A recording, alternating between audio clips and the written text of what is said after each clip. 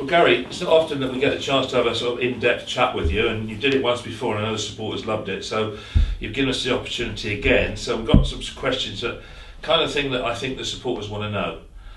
So if you don't want to answer them, I'm sure you won't, but we'll try anyway. I've never dodged a question yet. No, that's right. From. So first one is Paddy Madden. I mean, Paddy was golden boot winner last year, scored 25 goals. Doesn't seem to be happening for him this season. Can you tell us why? Pass. Okay.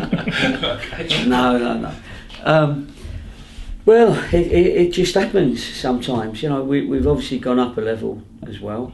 So strikers that scored regularly at a certain level are not sure yet, if they haven't played at the championship level, whether they can score regularly at the next level. Of course, you're not an individual, so it's about your mates creating opportunities as well, and taking the chances when they come, if they come along.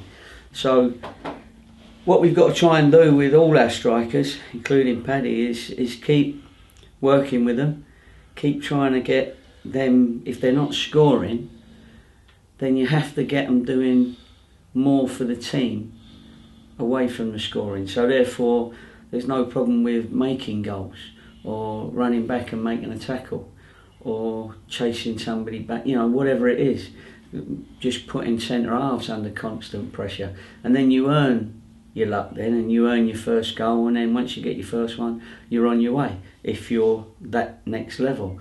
So, we're trying with them all. The strikers at any level, when a team comes up, it's always the most difficult thing, because it's a genuine skill, and it's why strikers generally earn the money, because they're the ones that at the end of the day have to put the ball in the back of the net, and the mental toughness and the quality and the skill and hard work that goes into that, because as a striker you have to make quite a few runs against these off the ball, against these good defenders. You've got to try and get their eye off the ball, you've got to take them out of dangerous areas. We're not quite doing that well enough yet, so we're doing a lot of work, and some strikers are handling it and some are not. But it seems as though it's spread for the whole sort of striker regime at the moment, because Andy's obviously struggling. James Tate hasn't, well, he's got one now, hasn't he, from a penalty. Yeah. But, do you think it spreads? Is it something that can spread through the team like that? Well, it obviously looks like it has, because our strikers, as you say, are not scoring. I think Ed's our top goal scorer as a midfield player. But, as I say, we moved up a level. You bring in strikers that have scored goals. Andy Williams has scored goals, albeit at a level lower. Tate has scored goals at this level. Paddy scored goals at the lower level. And we got obviously you have to see whether those players can perform and score goals at the next level, because they were the ones in contract.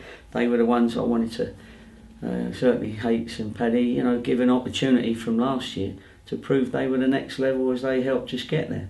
But I'm sure there'll be a question later on that you might ask me about the review, and we played 10 and 11 games, and obviously we'll answer that when if you get to it, or when you get to it, because you're bound to ask me now. Well, talking about goals, Gary, with hindsight, do you regret giving Birmingham the goal back or not? No, I don't think I do. I'm in between with that, really. I say I don't think I do. I think once I spoke to a lot of people, said we didn't need to give it back, because we was within our rights and within the laws of the game not to give it back. Others say that it was a genuine decision that we made, so that we didn't have a mini riot on our hands and embarrass our club. We didn't want that either. So I think a lot of it's gone out there, and a lot of people have discussed it, and I think it's helped the game as a whole, that people are aware now that teams won't have to give the ball back if they feel that a player's gone down without a head injury. You know what I mean? So I don't think any rules have changed. I think it's just made people aware now that you may not get the ball back, so be ready. The news has come out yesterday that Michael Ngou's gone back to Liverpool. How do you tell a player that? I mean, he's come down here full of hope and expectation, and hasn't worked out. I mean, is it a difficult job telling him to go back? Yeah, it is, but you've got to do your job, and when you bring people in, you hope that they're going to play a major part in your team and in a successful season. But when you get these players and they then come into your club, then it's the situation as to whether they play or whether they don't play. The reasons are in the manager's head why they play or they don't play. But and if they don't play for long enough, then of course it's pointless that player staying at the club, because he may as well go back and play in the under-21s at Liverpool.